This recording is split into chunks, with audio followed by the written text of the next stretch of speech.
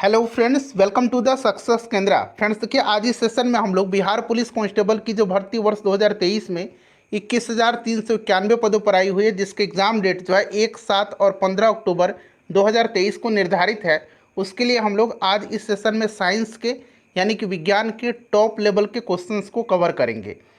इसी तरह के प्रश्न जो है बिहार पुलिस के एग्ज़ाम में पूछे जाते हैं। काफ़ी इम्पोर्टेंट यह सेशन है, सेशन को पूरा लगाइएगा। और देखिए फ्रेंड्स, आज ही मैंने आपको बिहार पुलिस में 2010 से लेकर के 2023 तक में जितने भी ज्योग्राफी के प्रश्न पूछे गए हैं उनको मैंने कवर कराया हुआ है। तो अगर आपने उस सेशन को नहीं देखा है तो ज़रूर देख लीजिएगा।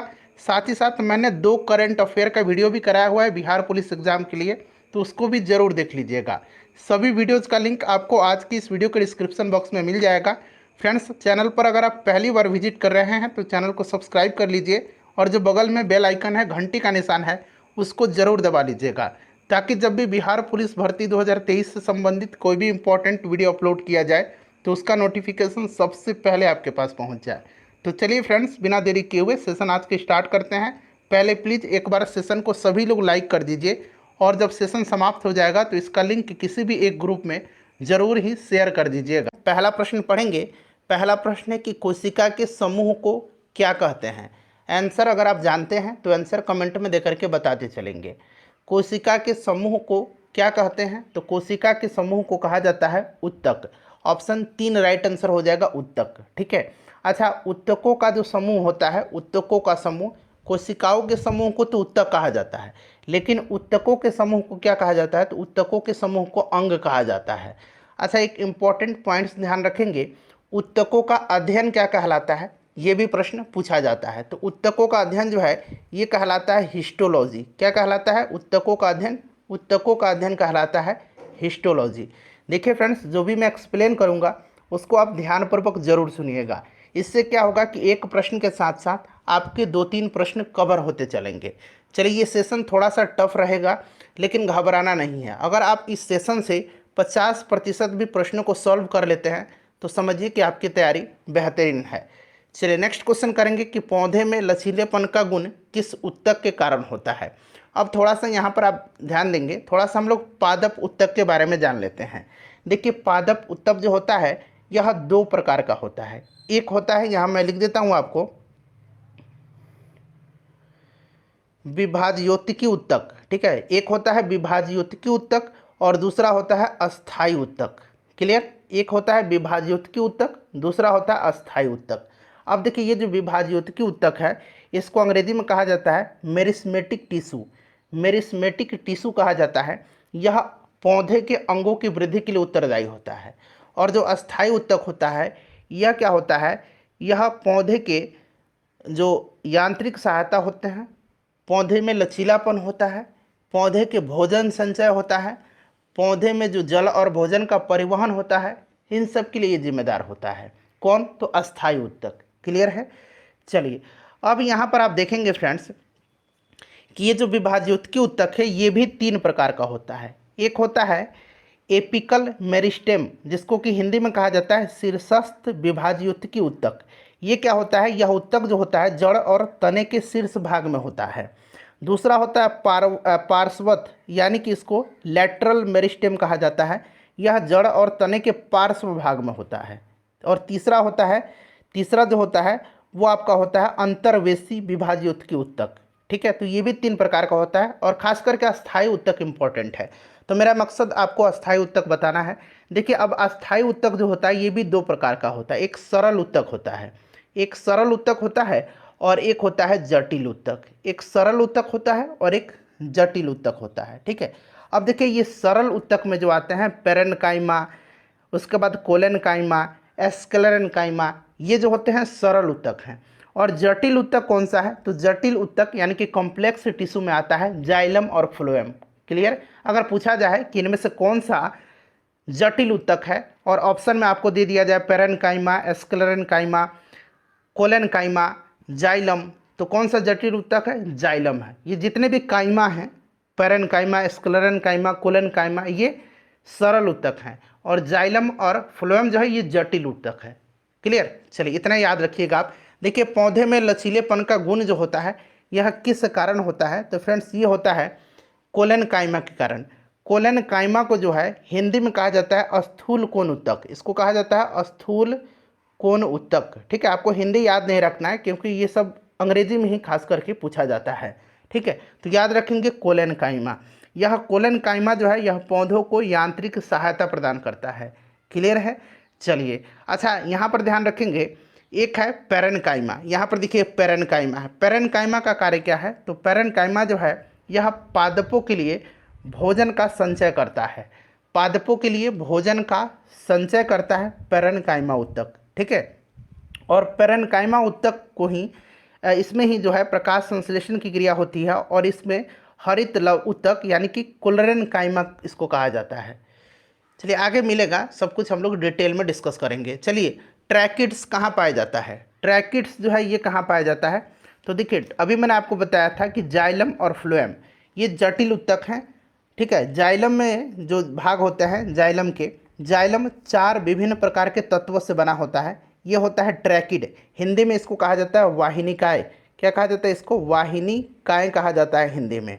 ठीक है, जाइलम जो है जाइलम 4 प्रकार के तत्व से बना होता है। एक ट्रैकिड्स होता है जिसको कि वाहिनिकाएं कहा जाता है, एक वेसल्स होता है। एक क्या होता है? एक वेसल्स होता है जिसको कि वाहिकाएं कहा जाता है, वाहिकाएं कहा जाता है।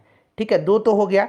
तीसरा है आपका, तीसरा क्या है? तो तीसरा आपका जाइलम फाइबर है और चौथा जो है जाइलम पेरेन्काइमा है। ठीक है, तो ये याद रखेंगे। और फ्लोएम जो होता है, फ्लोएम भी जो है यह 4 तत्वों से बना होता है। एक चालनी लनिकाएं जिसको कि सीओ ट्यूब कहा जाता है, जिसको क्या कहा जाता है?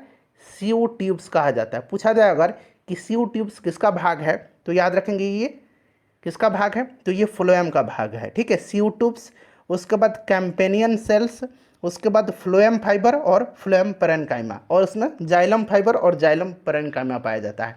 तो आपको 2 ही याद रखना है। उसमें का आपका याद रखना है कौन सा? तो उसमें आपको याद रखना है ट्रैकिड्स और वेसल, ट्रैकिड्स और वेसल्स। ठीक है, जो कि ट्रैकिड्स किसका है? ट्रैकिड्स जाइलम में पाया जाता है। ठीक है, और फ्लोएम में आपको याद रखना है सीओ ट्यूब्स, सीओ ट्यूब याद रखना है और कैम्पेनियन सेल याद रखना है, कैम्पेनियन सेल। बाकी इसमें भी है जाइलम फाइबर पाया जाता है, इसमें भी फ्लोएम फाइबर पाया जाता है, इसमें भी जाइलम पेरेन्काइमा पाया जाता है, इसमें भी फ्लोएम पेरेन्काइमा पाया जाता है। क्लियर? चलिए, जंतु के शरीर को ढकने या बाहर रक्षा प्रदान करने वाले उत्तक को कहते हैं। जंतु के शरीर को ढकने या बाहर रक्षा प्रदान करने वाले उत्तक को कहते हैं। अब देखिए ये जंतु उत्तक आ गया।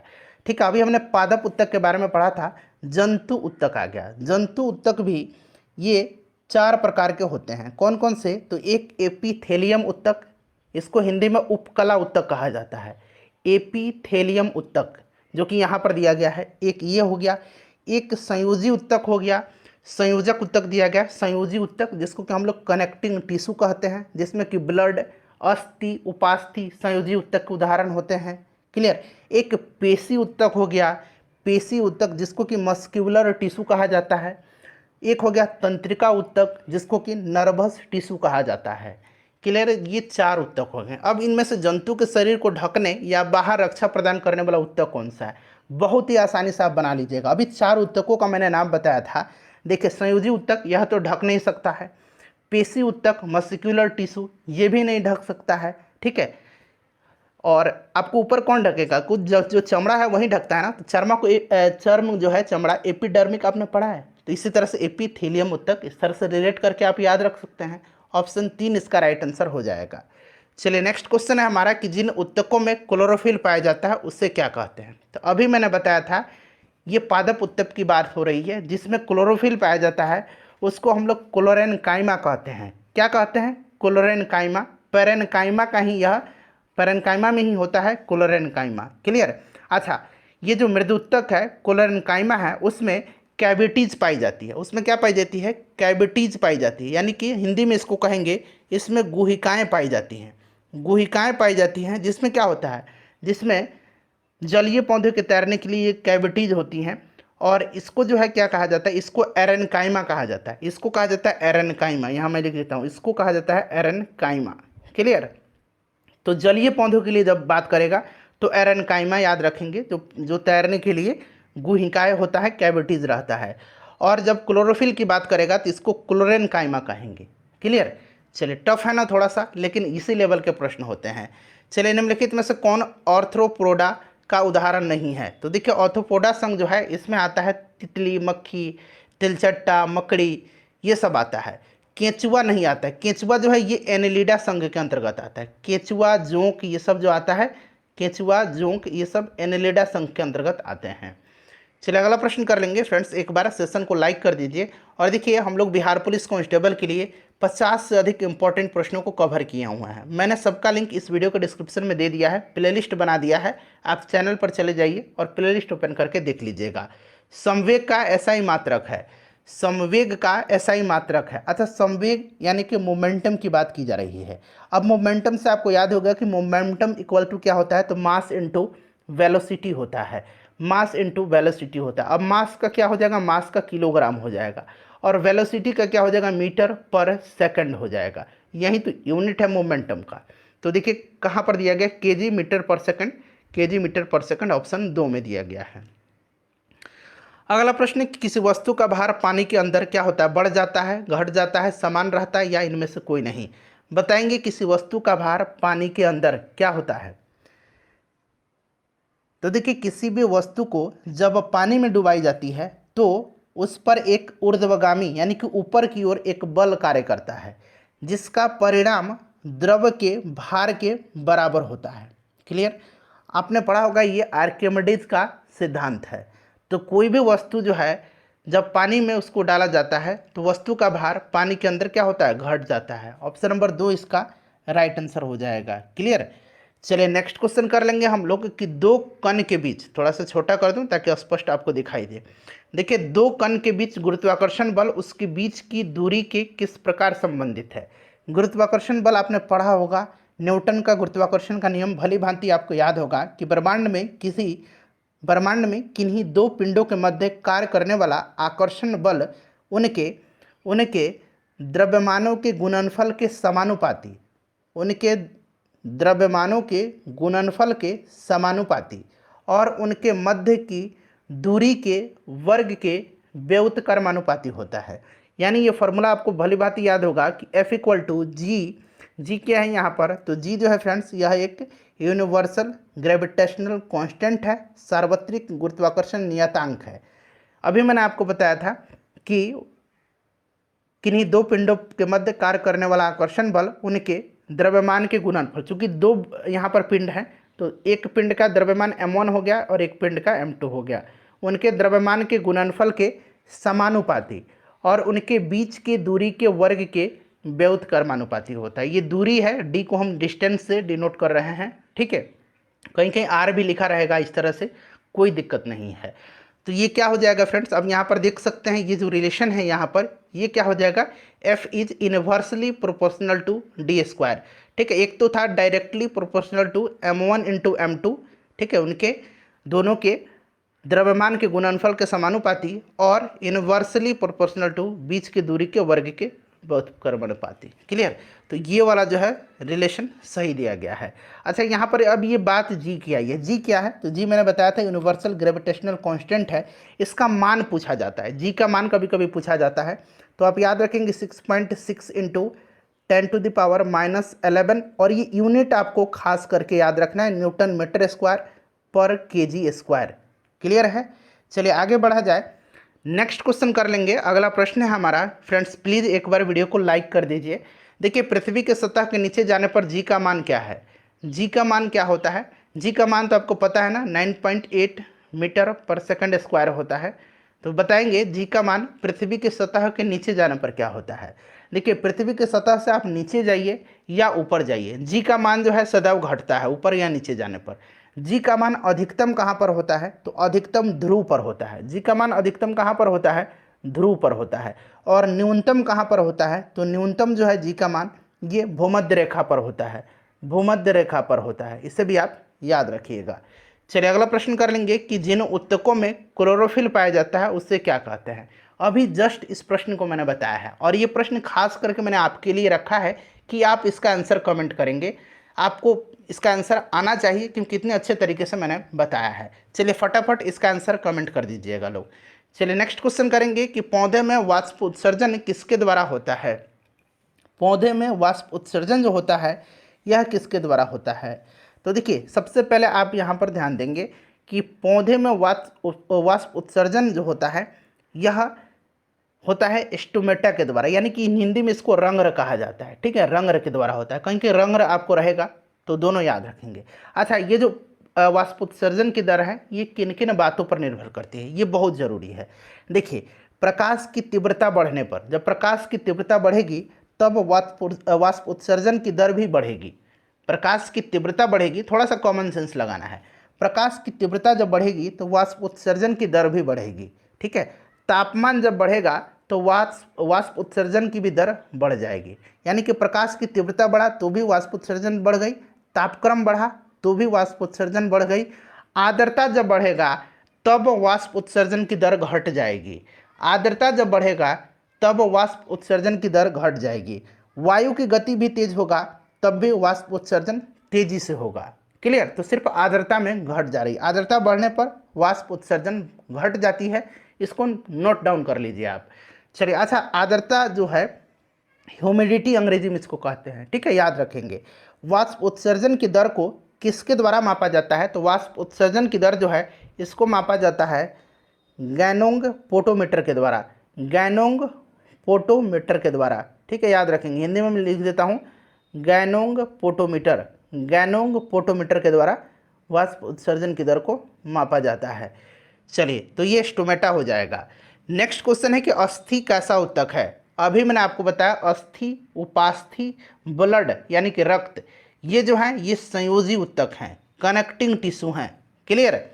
चलिए, अगला प्रश्न है कि जंतुओं में भोजन का संग्रहण कौन सा उत्तक करता है। अच्छा, ये तो जंतु हो गया। अगर पादप में पूछ ले तो पादप में भोजन का संग्रहण कौन करता है, तो अभी मैंने आपको बताया था कि पादप में भोजन का संग्रहण जो है, भोजन का संचय जो है यह पैरेन्काइमा करता है। कौन करता है, तो ये पैरेन्काइमा करता है। मैंने बताया भी था कि पैरेन्काइमा करता है। ठीक है, पैरेन्काइमा करता है। और जंतुओं में भोजन का संग्रहण पेशी उत्तक करता है। क्लियर। चलिए, नेक्स्ट क्वेश्चन करेंगे। खाली स्थान दिया गया है, तंत्रिका उत्तक की एक इकाई होती है। तंत्रिका उत्तक की इकाई जो है यह कौन सी होती है, इसमें से न्यूरॉन है। न्यूरॉन तंत्रिका उत्तक की इकाई होती है। ठीक है। चलिए, नेक्स्ट क्वेश्चन है कि निम्नलिखित में से कौन सरल उत्तक का प्रकार नहीं है। अच्छा, सरल उत्तक के बारे में और जटिल उत्तक के बारे में मैंने बताया था। जटिल उत्तक दो ही चीज़ याद रखना है, जाइलम और फ्लोएम जटिल उत्तक हैं। बाकी जो भी आपका पैरेन्काइमा, कोलेन्काइमा, एस्क्लेरेन्काइमा ये सब दिख गया, ये आपके सरल उत्तक हैं। तो फ्लोएम जटिल उत्तक है, फ्लोएम और जाइलम ये दोनों जटिल उत्तक हैं। ठीक है, याद रखिएगा। चलिए, नेक्स्ट क्वेश्चन है हमारा कि शैवालों में किस तरह का विभाजन पाया जाता है। जो शैवाल हैं उनमें किस तरह का विभाजन पाया जाता है, तो देखिए इसमें जो है असूत्री विभाजन पाया जाता है। असूत्री विभाजन जो है ये जीवाणु, असूत्री विभाजन जीवाणु, कवक, प्रोटोजोआ, शैवाल इन सब में पाया जाता है। ठीक है, जीवाणु, कवक, प्रोटोजोआ, शैवाल में असूत्री विभाजन पाया जाता है। क्लियर, याद रखेंगे। चलिए, नेक्स्ट क्वेश्चन कर लेंगे कि 1 किलोवाट आवर कितने जूल के बराबर होता है। 1 किलोवाट आवर बराबर होता है 3.6 गुना 10 के पावर 6 जूल। ठीक है। चलिए, नेक्स्ट क्वेश्चन हमारा कि मानवों में ध्वनि की श्रव्यता का औसत परास क्या है। मानवों में ध्वनि की श्रव्यता का औसत परास क्या है, तो ये औसत परास जो है ये 20 हर्ट्ज से लेकर के 20,000 हर्ट्ज है। ठीक है, और ये देखिए 20,000 जो हर्ट्ज है इसको 20 किलो हर्ट्ज भी कहा जाता है। तो ऑप्शन ए राइट आंसर हो जाएगा। ठीक है। अच्छा, ये जो 20 हर्ट्ज से कम की जो आवृत्ति वाली ध्वनि तरंग है इसको कहा जाता है, क्या कहा जाता है, इसको इंफ्रासोनिक कहा जाता है। और ये 20 किलो हर्ट्ज से जो अधिक की होती हैं इसको अल्ट्रासोनिक कहा जाता है। क्लियर। चलिए, अगला प्रश्न करेंगे कि ध्वनि का वेग और आवृत्ति को इस तरह से थोड़ा सा लिख लीजिए ताकि आपको पता चले इस तरह से। ठीक है, एवं तरंग दैर्घ्य के संबंध आपको बताना है। तो देखिए, आपने पढ़ा होगा फ्रेंड्स कि किसी माध्यम में तरंग का वेग उसकी आवृत्ति और तरंग दैर्घ्य के गुणनफल के बराबर होता है। किसी माध्यम में तरंग का वेग उसकी आवृत्ति और तरंग दैर्घ्य के गुणनफल के बराबर होता है। तो ये वाला रिलेशन है। कहाँ पर है ये वाला रिलेशन? तो देखेंगे ये वाला रिलेशन जो है फ्रेंड्स, ये आपका यहाँ पर दिया गया है, ठीक है, यहाँ पर दिया गया है। तो इस तरह से आप इसको यहाँ पर सुधार कर लीजिएगा, इस तरह से बना लीजिए, ठीक है। चलिए नेक्स्ट क्वेश्चन कर लेंगे। अगला प्रश्न है हमारा कि एक मशीन 200 जूल का कार्य 8 सेकंड में करती है, तो मशीन की सामर्थ्य कितनी है? मशीन की सामर्थ्य यानी कि मशीन का पावर पूछा जा रहा है। बताएंगे राइट आंसर क्या हो जाएगा। बहुत ही सिंपल है। पावर बराबर क्या होता है? तो पावर बराबर होता है work upon time. Work upon time यानी कि कार्य बटा समय होता है। कार्य दिया गया है कितना? तो कार्य 200 जूल दिया गया है, समय दिया गया है 8 सेकंड। अब इसको आप लोग सॉल्व कर देंगे तो ये आपका 8 दूना 16 और 8 पच्चीस 40 यानी कि 25 आ गया। और पावर का यूनिट आपको याद रखना है, क्योंकि यहाँ 25 यहाँ 2 जगह है, 3 जगह है, तो पावर का वाट होता है, तो 25 वाट इसका राइट आंसर हो जाएगा। चलिए स्नायु और कंडरा, अब ये शुद्ध हिंदी है। स्नायु को अंग्रेजी में कहा जाता है, क्या कहा जाता है? तो स्नायु को अंग्रेजी में कहा जाता है लिगामेंट्स। स्नायु को क्या कहा जाता है? लिगामेंट्स कहा जाता है। यहाँ मैं लिख देता हूँ लिगामेंट्स, ठीक है, ये स्नायु है, स्नायु को लिगामेंट कहा जाता है। और कंडरा को टेंडन कहा जाता है। कंडरा को क्या कहा जाता है? कंडरा को टेंडन कहा जाता है। तो स्नायु और कंडरा यानी कि लिगामेंट्स और टेंडन ये क्या हैं? तो ये संयोजी ऊतक के उदाहरण होते हैं। संयोजी ऊतक याद रखेंगे। अच्छा, लिगामेंट्स का कार्य पूछा जाता है। लिगामेंट्स क्या करता है? यानी कि जो स्नायु है ये दो हड्डियों को एक साथ जोड़ता है, और टेंडन जो है ये हड्डी और मांसपेशी को जोड़ता है। और ये दो हड्डी, हड्डी को हड्डी से जोड़ता है लिगामेंट, और हड्डी को मांसपेशी से जोड़ता है टेंडन। क्लियर? चलिए अगला प्रश्न है कि आवृत्ति का एसआई मात्रक आपसे पूछ लिया गया है। बताएंगे कि आवृत्ति का एसआई मात्रक क्या होता है। तो आवृत्ति का एसआई मात्रक जो होता है हर्ट्ज होता है, ठीक है, आपने ये तो पढ़ा होगा। अच्छा, आवृत्ति और टाइम पीरियड का गुणनफल एक होता है। टाइम पीरियड और जो आवृत्ति है, आवृत्ति यहाँ इसी तरह से मैं लिख देता हूँ, ठीक है, इसका गुणनफल एक होता है। तो आवृत्ति बराबर अब क्या हो जाएगा? तो 1 बटा टाइम पीरियड हो जाएगा, यानी कि ऑप्शन डी, ऑप्शन सी जो है, ऑप्शन 3 नंबर सेकंड इनवर्स इसका राइट आंसर हो जाएगा। चलिए नेक्स्ट क्वेश्चन है कि एक पिंड का वेग उसके प्रारंभिक वेग का 3 गुना करने पर, एक पिंड का वेग उसके प्रारंभिक वेग के 3 गुना करने पर उसकी गतिज ऊर्जा क्या होगी? अब देखिए गतिज ऊर्जा हाफ एम वी स्क्वायर कर रहा है प्रश्न में कि मास में कोई चेंजिंग नहीं है, और ये 3 गुना उसकी ऊर्जा प्रारंभिक वेग कर दिया जा रहा है, तो यानी कि 3v² हो गया। अब यहाँ पर हाफ एम 3 तिरका 9v² हो जाएगा। मैंने आपको बताया है कि जब भी आप गतिज ऊर्जा वाला प्रश्न को सॉल्व करेंगे तो इसमें से आप फार्मूला को बाहर निकालेंगे। अब इसमें फार्मूला क्या है काइनेटिक एनर्जी का? हाफ एम और v²। तो यहाँ पर निकाल दीजिए हाफ एम और v²। अंदर क्या बच गया? अंदर 9 बचा, इससे 9 को बाहर कर दीजिए। एक ही बात तो है, तो इससे पता भी चल जाएगा कितना है, तो 9 गुनी हो गई, ठीक है, ये काइनेटिक एनर्जी है, 9 गुनी हो गई। तो इस तरह से 9 गुनी राइट आंसर हो जाएगा। चलिए वायरस से होने वाला रोग निम्नलिखित में से नहीं है। इनमें से कौन सा वायरस से होने वाला रोग नहीं है?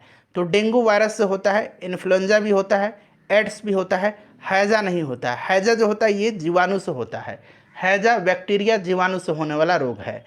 नेक्स्ट है कि संक्रमित पेयजल से फैलने वाला रोग कौन सा है? संक्रमित पेयजल से फैलने वाला जो रोग है यह कौन सा रोग है? तो फ्रेंड्स यह हेपेटाइटिस है। हेपेटाइटिस है, राइट आंसर हेपेटाइटिस हो जाएगा, ठीक है। लीवर को प्रभावित करता है।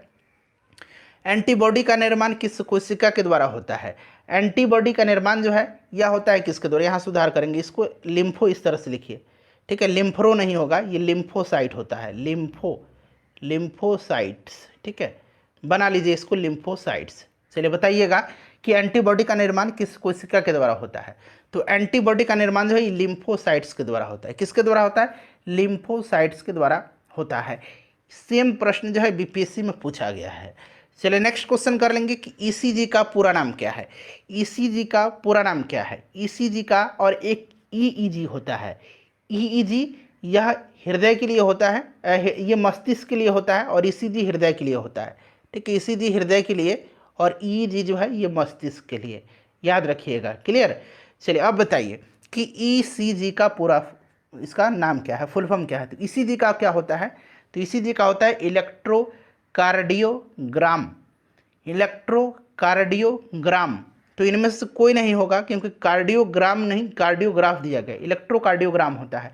और ईईजी का क्या होता है? ईजी का होता है इलेक्ट्रोइंसेफेलोग्राम, इलेक्ट्रोइंसेफेलोग्राम।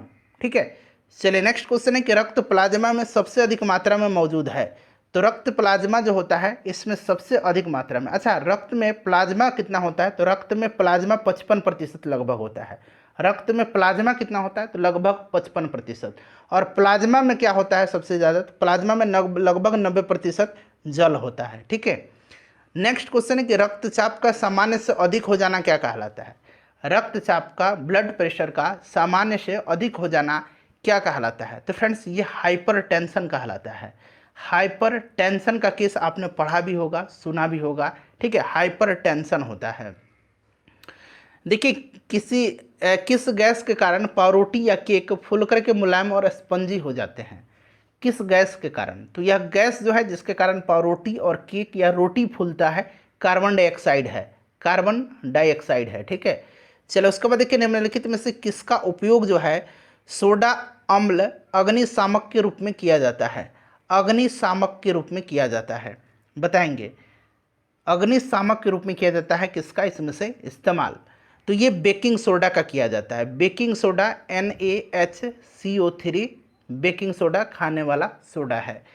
चलिए अगला प्रश्न है हमारा कि नेटल पौधे, नेटल एक तरह का पौधा होता है, नेटल पौधे के पत्तों को छूने पर डंक जैसा दर्द होता है, यह दर्द किस अम्ल के स्राव से होता है, तो नेटल पौधे की पत्तियों पर जो होता है क्या होता है, मेथोनोइक अम्ल होता है। ये डंक जो होता है उसमें मेथोनोइक अम्ल जो है स्रावित होता है, मेथोनोइक अम्ल याद रखिएगा। ठीक है, VBI क्वेश्चन है। नेक्स्ट है हमारा कि 2, 8, 1 किस तत्व का इलेक्ट्रॉनिक विन्यास है, तो 2, 8, 10 और 11 यानी कि 11 एटॉमिक नंबर किसका है, अगर आपको याद है तो आप आसानी से इसको सॉल्व कर लीजिएगा। 11 सोडियम का होता है। ठीक है, 11 सोडियम का होता है। चलिए नेक्स्ट क्वेश्चन है हमारा कि निम्नलिखित किरणों में से सबसे अधिक वेधन क्षमता किसमें होती है, सबसे अधिक वेधन क्षमता जो होती है ये किसकी होती है, तो सबसे ज़्यादा वेधन क्षमता जो है ये गामा किरण की होती है। किसकी होती है, गामा किरण की वेधन क्षमता सबसे ज़्यादा होती है, तो गामा किरण हो जाएगा। और सबसे ज़्यादा आयनन क्षमता किसका होता है, सबसे ज़्यादा आयनन क्षमता किसका होता है, तो सबसे ज़्यादा आयनन क्षमता जो है ये अल्फा किरण का होता है। अगला प्रश्न कि 573 केल्विन का समतुल्य तापमान सेंटीग्रेड में क्या होगा, तो आपको पता है कि सेंटीग्रेड में हम जब भी सेंटीग्रेड से हम केल्विन में जाते हैं तो सेंटीग्रेड से केल्विन में 273 जोड़ देते हैं, 273 जोड़ देते हैं ना, आपको याद है ना कि 0 डिग्री C प्लस 273, ये केल्विन में इस तरह से हम लोग इसको बदलते हैं। तो देखिए अब आपको उल्टा आना है, केल्विन से सेल्सियस में आना है, तो आपको क्या करेंगे 573 में से 273 को घटा देंगे तो आपको सेंटीग्रेड मिल जाएगा। तो 0 ये आपका कितना हो जाएगा 0 और 5 में से 2 गया 3 यानी कि 300 डिग्री सेंटीग्रेड हो जाएगा। बर्फ का गलनांक है, बर्फ का गलनांक 0 डिग्री सेंटीग्रेड है। ठीक है, तो यहाँ पर देखिएगा केल्विन में दिया गया 273 केल्विन। क्लियर। गर्मियों में घड़े का जल निम्नलिखित प्रक्रमों में से किसके कारण ठंडा हो सकता है, किसके कारण ठंडा हो सकता है, तो ये ठंडा होता है ये वाष्पीकरण के कारण होता है। ठीक है, चलिए नेक्स्ट क्वेश्चन है कि कोशिका की सबसे बाहरी परत को क्या कहते हैं, कोशिका की सबसे बाहरी परत को क्या कहते हैं, तो कोशिका की जो सबसे बाहरी परत है इसको कोशिका झिल्ली कहा जाता है, कोशिका झिल्ली कहा जाता है। ठीक है, चलिए नेक्स्ट क्वेश्चन हमारा, अच्छा कोशिका की खोज किसने किया था, रॉबर्ट हुक ने किया था। चलिए मानव शरीर में पाई जाने वाली निम्नलिखित में से कौन सी ग्रंथि अंतःस्रावी और बहिस्रावी दोनों है, कौन सी ग्रंथि जो है ये अंतःस्रावी भी है और बहिस्रावी भी है, तो यह ग्रंथि कौन सी है, यह ग्रंथि अग्नाशय है, अग्नाशय से ही इंसुलिन स्रावित होता है, ध्यान रखिएगा आप। ठीक है, चलिए ईस्ट में अलैंगिक जनन किसके द्वारा होता है, अच्छा ईस्ट में और अमीबा में याद रखेंगे, ईस्ट में और अमीबा में ये अलैंगिक जनन होता है, किसमें क्या कौन सा जनन होता है, अलैंगिक जनन होता है ईस्ट में और अमीबा में। और ईस्ट में अलैंगिक जनन जो होता है यह किसके द्वारा होता है, तो मुकुलन के द्वारा, और अमीबा में जो होता है ये द्विविखंडन के द्वारा होता है। ठीक है, द्विविखंडन के द्वारा, इसे भी आप याद रखिएगा। चलिए अगला प्रश्न है कि पौधे के मादा भाग को क्या कहा जाता है, मादा भाग जो है इसमें से जयांग है और पुंकेसर नर भाग होता है। क्लियर, पौधे के मादा भाग, पौधे का नहीं पुष्प का इस तरह से अगर मादा भाग रहे तो ज़्यादा बेटर रहता है, इस तरह से भी याद रखेंगे जयांग हो जाएगा। चलिए निम्नलिखित में से कौन पादप हार्मोन नहीं है, पादप हार्मोन इसमें से कौन सा नहीं है, बताइए, सोच समझ करके आंसर दीजिए। एथिलीन बिल्कुल है, ये फलों के पकाने में सहायक होता है। ऑक्सिन भी है, साइटोकाइनिन भी है। साइटोकाइनिन कोशिका विभाजन में सहायक होता है। ऑक्सीटोसिन नहीं है। ऑक्सीटोसिन जो है यह पादप हार्मोन नहीं है, यह जंतु हार्मोन है। दुग्ध स्रावन के लिए यह जिम्मेदार होता है, यानी कि दूध निष्कासन के लिए उत्तरदायी होता है ऑक्सीटोसिन हार्मोन। ऑक्सीटोसिन हार्मोन को लव हार्मोन भी कहा जाता है, ये भी आप ध्यान रखेंगे। चलिए नेक्स्ट क्वेश्चन है कि एंड्रोजन क्या है। अब यहाँ पर ज़रा ध्यान से सुनिएगा, आपको डाउट होगा लेकिन क्लियर करता हूँ। एंड्रोजन हार्मोनों का एक समूह है। एंड्रोजन हार्मोनों का एक समूह है जिसको कि नर हार्मोन कहा जाता है। नर हार्मोन कहा जाता है, लेकिन एंड्रोजन नर और मादा दोनों में पाया जाता है। और इसको कहा जाता है नर हार्मोन, लेकिन पाया जाता है नर और मादा दोनों में, लेकिन ये कहा जाता है नर हार्मोन। ठीक है, चलिए नेक्स्ट क्वेश्चन है हमारा कि पीतल एक मिश्र धातु है। पीतल जो है किसका मिश्र धातु है? तो पीतल जो है ये तांबा और जस्ता का मिश्र धातु है। तांबा और जिंक का, यानी कि जस्ता का मिश्र धातु है। अगला प्रश्न कि कौन सी अधातु है जो कमरे के ताप पर द्रव अवस्था में होती है? कौन सी अधातु है जो कमरे के ताप पर द्रव अवस्था में होती है? बताएंगे भाई, राइट आंसर इसका क्या हो जाएगा? तो यह अधातु जो है यह ब्रोमीन है। ठीक है, एल्काइन का सामान्य फॉर्मूला पूछा गया है। एल्केन, एल्कीन और एल्काइन। एल्काइन का क्या होगा? एल्काइन का क्या होगा? तो एल्काइन का जो होगा फॉर्मूला इसका, ये आपका CnH2n-2 हो जाएगा एल्काइन का। ये एल्कीन का है, ये एल्केन का है। चलो उसके बाद नेक्स्ट क्वेश्चन है कि मेंडलीव ने अपनी सारणी में तत्वों को किस आधार पर व्यवस्थित किया था? मेंडलीव ने अपने आवर्त सारणी में तत्वों को किस आधार पर व्यवस्थित किया था? चलिए, आवर्त सारणी का जनक कहा जाता है दमित्री मेंडलीव को। तो इन्होंने रासायनिक गुणधर्म के आधार पर, परमाणु द्रव्यमान के और मूल गुणधर्म के आधार पर, यानी कि उपरोक्त सभी इसका राइट आंसर हो जाएगा। ठीक है, चलिए अगला प्रश्न है कि मेंडलीव ने जब अपना कार्य आरंभ किया तब तक ज्ञात तत्वों की संख्या कितनी थी? तो टोटल 63 ज्ञात तत्व थे। ठीक है, चलिए ये प्रश्न आपके लिए है, इसका आंसर आप कमेंट करके बताइएगा। और क्या बताइए, आपने 50% सॉल्व कर दिया है। आंत्र ज्वर मानव शरीर के किस अंग को प्रभावित करता है? राइट आंसर कमेंट करके इसका बताइएगा। वीडियो को प्लीज़ लाइक कर दीजिए और इसको शेयर कर